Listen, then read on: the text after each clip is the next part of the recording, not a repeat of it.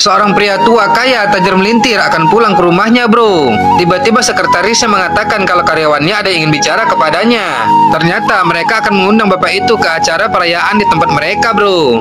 Mereka pun sangat senang bila bapak itu dan keluarganya datang ke sana. Namun bapak itu pun tidak bisa datang karena dia pun ada acara keluarga. Dan setelah itu dia pun langsung pergi meninggalkan mereka, bro. Akan tetapi pada malam harinya terlihat seorang pria yang mengendarai sepeda datang ke acara mereka. Pria itu pun meletakkan sepedanya, dia pun berjalan memasuki acara itu. Dan ketika acara dimulai, pria itu mengambil selendang merah, bro, dan dia mengikatkan di kepalanya. Melihat kehadirannya, orang-orang yang mengundang tadi pun jadi bahagia dan tampaklah wajah pria itu, bro. Ternyata wajahnya sangat tampan dan dia adalah putra orang kaya tadi. Lalu pria itu pun memulai acaranya, bro. Mereka langsung bergoyang dan berdendang bersama-sama.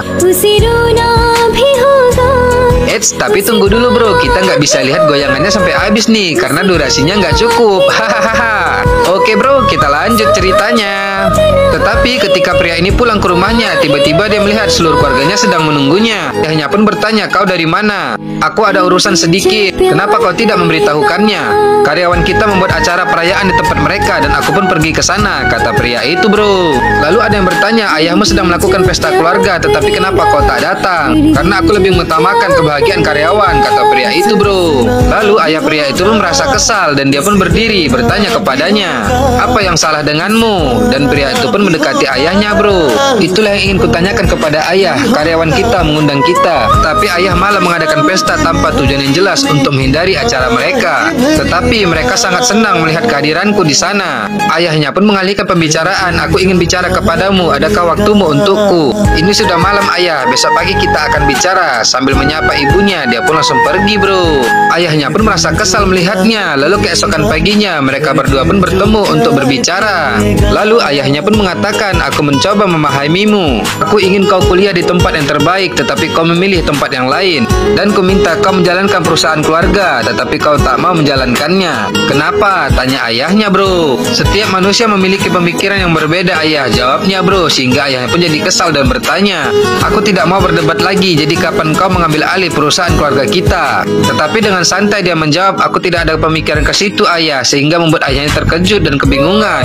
"Aku tidak ingin menjalankan bisnis keluarga kita." Ayahnya pun semakin bingung, bro, karena dia adalah satu-satunya pewaris harta mereka semua. Namun pria itu pun masih tidak mau memikirkannya dulu. "Mari kita lihat nanti saja," katanya, bro. Waduh, sayang sekali, bro. Kalau dia nggak mau, kasihkan aku aja, Pak, biar cepat kaya. Hahaha.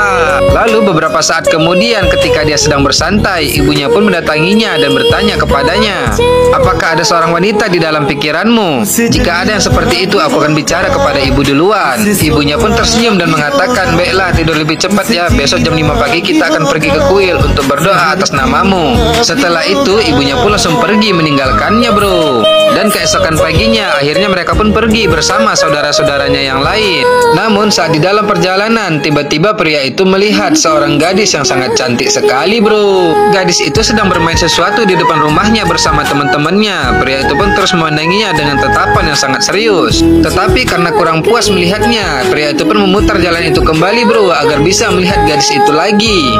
Dan kali ini terlihat jelas sehingga pria itu terpesona dengan kecantikan gadis itu. Namun masih kurang juga, bro. Dia pun memutar mobilnya lagi agar dapat melihat gadis itu. Dan saat sudah terlihat, dia pun tak berhenti menatapi gadis itu, bro, karena telah tumbuh benih-benih cinta di hatinya. Akan tetapi saat lagi asik, ibunya bertanya, "Kenapa kita keliling-keliling di sini saja?" "Aku merindukan jalan yang gelap, ibu," jawabnya. Hahaha, modus, bro. Pemuda ini melihat gadis itu datang ke acara ulang tahun asistennya, bro. Dia pun terus memandanginya, namun tiba-tiba datang seorang kurir yang memberikan paket kepada gadis itu. Gadis itu pun mengambilnya. Karena dia kepo, dia pun membukanya. Ternyata isinya adalah kue ulang tahun, bro. Namun rupanya gadis ini orang yang jahil. Dia mencolek kue itu dan memakannya. Sehingga pemuda itu pun yang melihatnya jadi tersenyum. Kemudian gadis itu memanggil anak-anak. Lalu dia pun memberikan kue itu kepada mereka. Tanpa merasa bersalah, dia pun masuk lagi, bro. Pemuda itu pun langsung bergegas berjalan untuk mendekati gadis itu. Dan sesampainya dia di bawah, asistennya pun langsung mengenalkan dirinya kepada gadis itu. Ternyata dia adalah sepupu asistennya, bro. Mereka pun langsung berkenalan. Tiba-tiba ada menelpon asistennya, dan asistennya pun jadi panik karena dia dapat berita kalau kue ulang tahunnya sudah dikirim, tetapi dia tidak mendapatkannya. Kemudian dia pun meninggalkan mereka berdua. Lalu pemuda itu mengatakan kalau kue itu masuk pasti acara sudah selesai dan kita pulang sekarang. Si gadis pun jadi kaget. Jangan katakan padanya ya, aku telah melakukannya. Dia pasti akan menangis. Apakah perlu memotong kue, meniup lilin, dan menyanyikan lagu ulang tahun di usia ini? Si idiot itu membunuh semua orang. Lalu pemuda itu bertanya, apa yang kamu lakukan? Aku kuliah di jurusan pengembangan desa, kata gadis itu. Jurusan pembangunan desa, apa maksudnya? Melatih kita cara mengembangkan sebuah desa dan memakmurkan rakyatnya juga. Menarik, ini pertama kalinya aku melihat seseorang melakukan hal ini, kata pemuda itu. Saya telah belajar di desa sejak kecil dan saya tumbuh di sana. Desa telah merawat saya dengan baik dan saya pun harus membalasnya, kata wanita itu lagi, bro. Pemuda itu pun tersenyum melihatnya. Kemudian gadis itu pergi meninggalkannya seorang diri. Kemudian keesokan harinya pemuda itu memberanikan diri mendatangi gadis itu lagi, bro. Tetapi pemuda itu masih grogi, bro. Nyalinya belum timbul dan dia pun balik lagi. Dia pun terus berpikir bagaimana cara mendekati gadis itu, hingga akhirnya dia menyiapkan mentalnya dan berjalan lagi, bro. Lalu dia mendekati gadis itu dan berdiri di sampingnya, kemudian menyapanya. Hahaha, jiwa kesatria timbul juga, bro. Akhirnya dia berhasil mendekati gadis itu. Mobil saya sedang diservis dan saya melihat Anda di sini. Alasannya, bro. Di mana bengkelnya? Di sana. Apa kau mau melihat? Oh tidak, saya di sini aja. Basa-basi mereka. Kemudian pemuda itu mencoba basa-basi lagi, menanyakan tujuan gadis itu. Lalu dia menawarkan dirinya untuk mengantarnya. Namun gadis itu berpura-pura ngeles dulu, bro. Hingga akhirnya dia pun mau. Wow, mantap juga trik pemuda ini, bro. Perlu diikuti nih. Hahaha. Kemudian saat di dalam perjalanan, gadis itu pun bertanya di mana pemuda itu menyervis mobilnya. Tidak ada, aku datang hanya untukmu. Oh, aku mengerti. Saat kau melihatku di pesta karena aku cantik, kau ingin bertemu denganku lagi dan mendekatiku, kan? Tidak seperti itu. Aku menyukai kursus pembangunan desa dan aku ingin tahu lebih banyak dan mengikuti kuliah itu, kata pemuda itu, bro. Gadis itu pun jadi terdiam mendengarkannya dan akhirnya mereka pun sampai di tempat tinggal gadis itu. Saat gadis itu mau turun dari mobil, dia pun sadar bagaimana pemuda itu tahu tempat tinggalnya. Dengan tersenyum pemuda itu menjawab, minggu lalu pada pagi hari aku melihatmu di depan rumahmu. Mendengarkannya, gadis itu pun langsung tersenyum, bro, dan dia langsung turun dari mobil meninggalkan pemuda itu. Akan tetapi pemuda itu terus memandangi gadis itu, bro. Kemudian dia memanggilnya. Lalu dia mengatakan kalau gadis itu cantik dari dalam. Setelah itu dia pun langsung pergi meninggalkannya gadis itu, bro. Dan si gadis yang mendengarkannya pun jadi tersenyum sendiri. Lalu keesokan harinya di kampus gadis itu, tiba-tiba pemuda itu datang. Gadis itu pun yang melihatnya jadi terkejut, bro. Pemuda itu pun langsung masuk mengikuti kelas itu. Tetapi si gadis langsung berpura-pura buang muka tidak melihatnya, bro.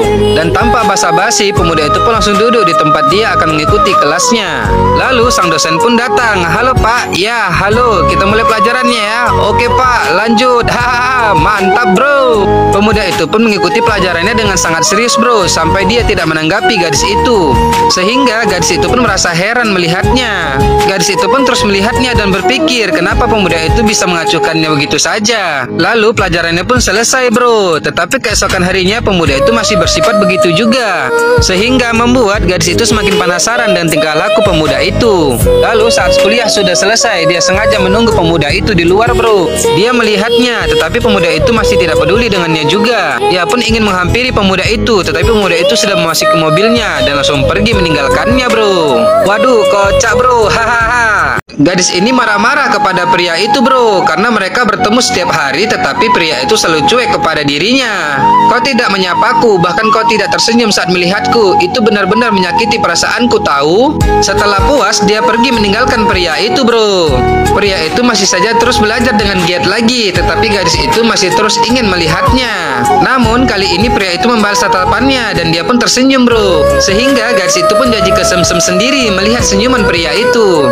Dia lanjut belajar lagi, tatapannya fokus ke depan. Namun sesaat kemudian gadis itu meliriknya lagi dan pria itu pun membalas lirikannya lagi. Mereka berdua sama-sama tersenyum terbawa suasana. Hahaha, mantap, bro. Setelah itu mereka pun selalu dekat. Mereka pun saling mencuri-curi pandangan, bro. Cie, mulai kena nih. Kemudian mereka pun selalu bersama-sama.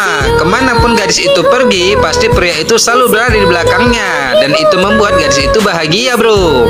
Setiap hari mereka pun semakin dekat dan sering bercanda saat bersama. Bahkan setelah di rumah pun mereka selalu berkomunikasi sampai tak kenal waktu, bro. Namun beberapa saat kemudian di rumahnya pria itu, dia melihat semua orang dan ayahnya sedang melamun, bro. Kemudian dia bertanya kepada saudaranya apa yang terjadi, kenapa semuanya terdiam. Lalu dia menceritakan kalau seseorang telah datang ke kantor ayahnya untuk mendapatkan kontrak yang baru.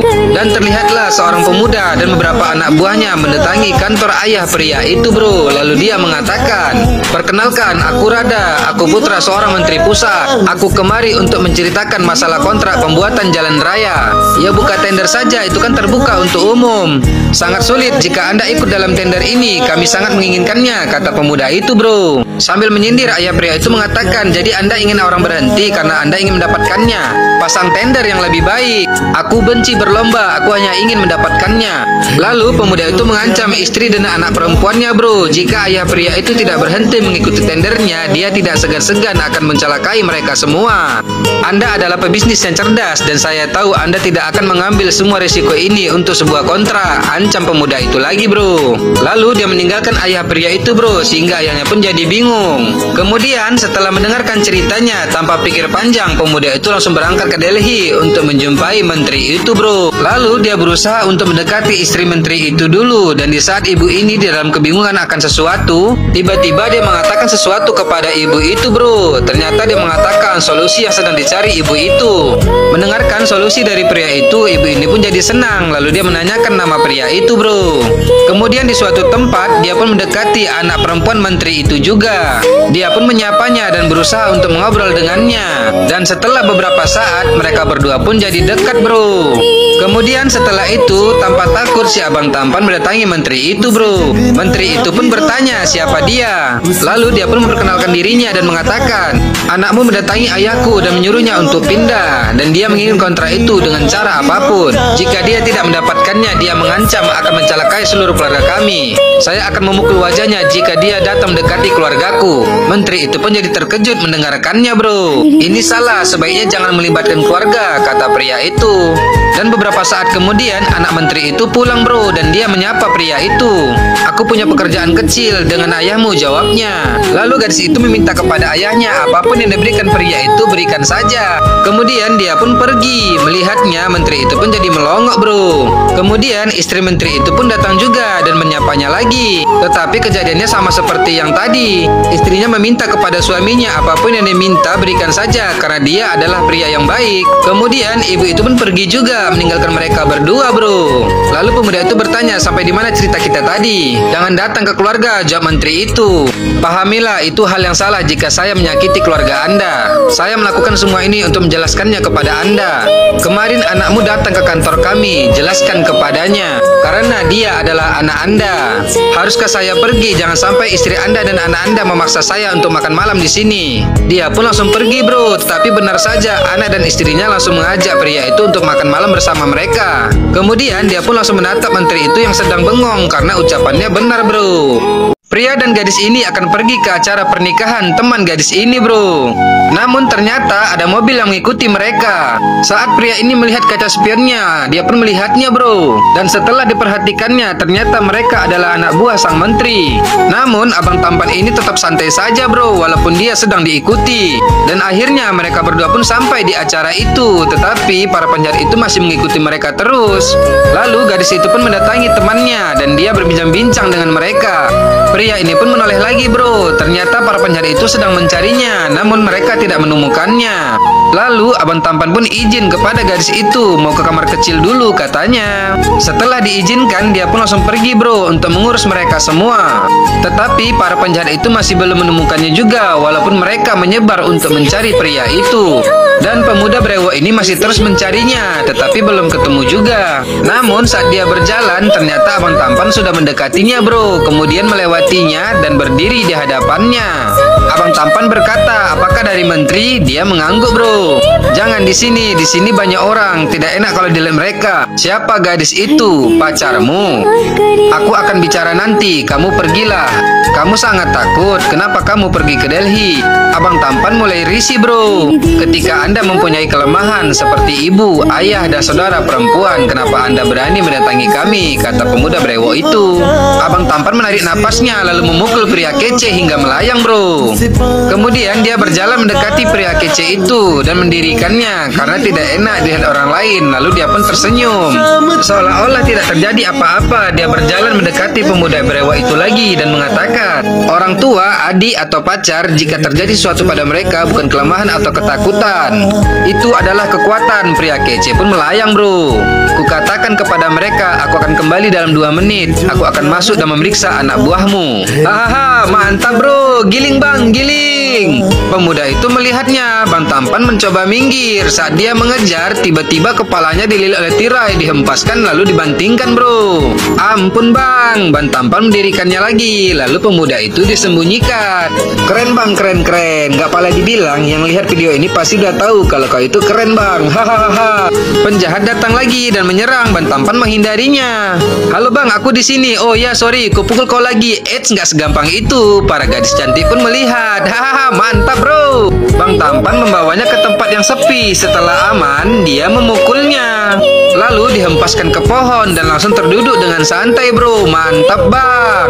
Kemudian Bang Tampan lanjut berjalan lagi. Kali ini dia melihat 3 orang sekaligus. Karena dilihatnya ada tamu lain yang berjalan ke arah mereka. Dia pun langsung bergegas berlari mengejar para penjahat itu. Dan setelah mendekat, pukulan demi pukulannya pun dikeluarkan hingga para penjahat itu tak berdaya. Tetapi ada yang lucu, bro. Abang baju kemeja coklat ini sekali pukul oyongnya kok berlebihan ya. Kemudian dia ditarik dan dilemparkan ke dalam gerobak. Tidur kau bang, lebay. Hahaha. Abang Tampan pun berpura-pura membolos sepatunya, bro. Setelah itu dia berjalan dengan santainya. Pemuda brewok ini sedang mencarinya. Tiba-tiba dia terkejut dengan kehadiran Abang Tampan. Kemudian karena Abang Tampan sedang terburu-buru, dia pun langsung memukul pemuda brewok itu hingga kesakitan. Lalu dihempaskan hingga melayang ke bawah jembatan, bro. Dengan santai Abang Tampan mengatakan, lain kali jika Anda merencanakan sesuatu, lakukanlah di tempat yang lebih baik. Saya bisa menyelesaikannya dengan tenang tanpa ada yang melihat kita. Kemudian Bang Tampan pun pergi meninggalkan pemuda brewok itu, bro. Lalu dia mendekati gadis itu kembali. Gadis itu sedang nongkrong bersama teman-temannya, bro. Kemudian temannya satu lagi datang dengan membawa majalah tentang miliarder dan penerus-penerus mereka di India. Dia menyuruh gadis itu untuk melihatnya dan tanpa curiga gadis itu membacanya, bro. Gadis itu pun membuka lembarnya satu persatu untuk melihat orang-orang terkaya itu. Tetapi tiba-tiba dia melihat gambar Abang Tampan, bro. Sehingga gadis itu dan teman-temannya pun terkejut. Tetapi teman-temannya bahagia karena gaya Abang Tampan sangat sederhana. Tetapi ternyata dia adalah anak miliarder. Namun tidak dengan gadis itu, bro. Dia terlihat sangat kecewa setelah mengetahui kalau Abang Tampan adalah seorang miliarder. Lalu keesokan harinya ketika di kampus, saat gadis itu melihat Abang Tampan, dia mencueki dan menghindarinya, bro. Cie, merajuk nih. Hahaha. Abang Tampan pun yang melihat tingkah laku gadis itu merasa heran. Kemudian dia mendekati gadis itu dengan mobilnya untuk mengantar pulang seperti biasa. Namun melihatnya gadis itu malah kabur, bro. Abang Tampan pun merasa heran melihat gadis itu yang malah memilih naik bus daripada diantarnya. Abang Tampan itu pun semakin kebingungan kenapa semua ini terjadi. Kemudian setelah gadis itu berada di rumahnya, Abang Tampan pun meneleponnya untuk berbicara. Namun setelah mengetahui telepon itu dari Abang Tampan, gadis itu malah merejeknya, bro. Abang Tampan pun semakin heran lagi, ada apa sebenarnya? Dan keesokan harinya, Abang Tampan pun mendatangi gadis itu. Setelah bertemu, gadis itu menyapanya dengan cuek saja, bro. Ada apa ya? Tidak ada apa-apa. Lalu, kenapa kau menghindar dariku? Aku sedang sibuk terjebak dalam sesuatu, itu saja. Benarkah?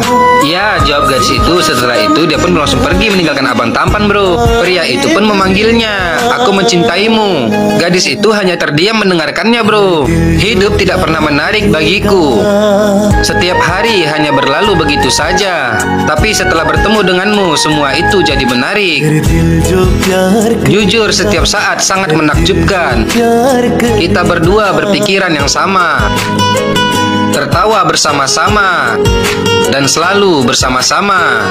Gadis itu masih saja tetap dia mendengarnya. Lalu Abang Tampan berkata lagi, jika kita berdua menjadi satu, pasti akan indah. Kita berdua tidak sama, itu tidak akan pernah terjadi. Abang Tampan terdiam. Apakah kamu mengenal desamu? Tidak tahu kan? Kamu tumbuh tanpa tahu berasal dari mana. Devara Kota adalah desamu. Abang Tampan terkejut. Bagaimana kamu tahu desa saya? Itu juga desaku, kata gadis itu, bro.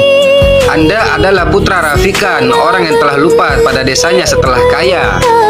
Kita hidup di dunia yang berbeda, kita tidak akan pernah bersatu.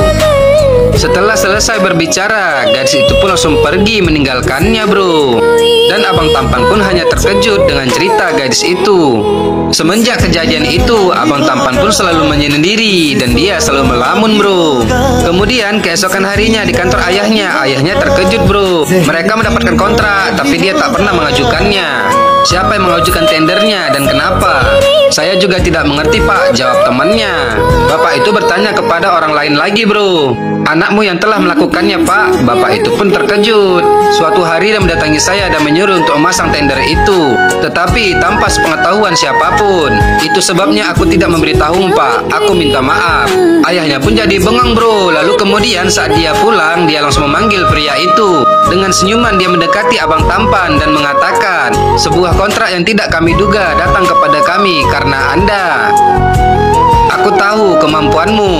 Bahkan tanpa datang ke kantor dan tidak menunjukkan ketertarikan apapun, Anda sudah melakukan ini. Bayangkan jika Anda adalah bosnya, Anda bisa melakukan keajaiban. Sudah saatnya, anakku. Sambil berpikir, abang tampan menjawab, aku butuh waktu. Aku ingin pergi ke suatu tempat selama beberapa hari. Luangkan waktu Anda, jelajahi setiap bagian dunia, nikmati, rileks. Sambil tersenyum, ayahnya bicara lagi. Tapi saat kembali, katakanlah bahwa Anda sudah siap. Mendengarkannya, abang tampan pun langsung pergi, bro. Dan beberapa saat kemudian, terlihat abang tampan sudah siap, bro, dengan membawa tas di tangannya. Dia berencana pergi ke desa yang dibilang gadis itu dengan membawa sepedanya. Kemudian dia menaiki sepedanya itu, lalu mulai berjalan dengan santai, bro. Oke, bro, bagaimana kisah selanjutnya? Ikuti terus ya.